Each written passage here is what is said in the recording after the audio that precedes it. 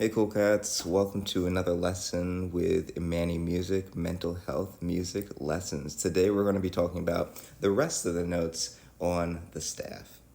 Before we get to the actual notes themselves, I like to start out with the solfege, because in solfege we use something called movable do.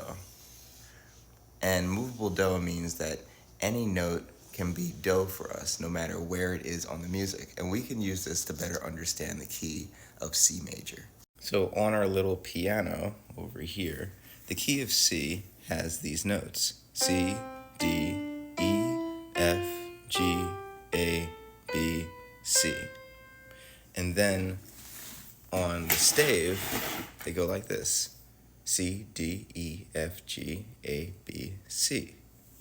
We can also apply solfege to these notes over here. In the past, we learned about using hand signs with solfege to sing a major scale. Do, do, do, re, mi, fa, sol, la, ti. Wow, it's early. Ti, do. It's really early. C is the same as do. Re is the same as D. E is the same as mi. F is the same as fa. Sol, la, ti, and do. What helps me remember the solfege related to the notes especially is this little guy right over here. Fa is F, which is really helpful for me.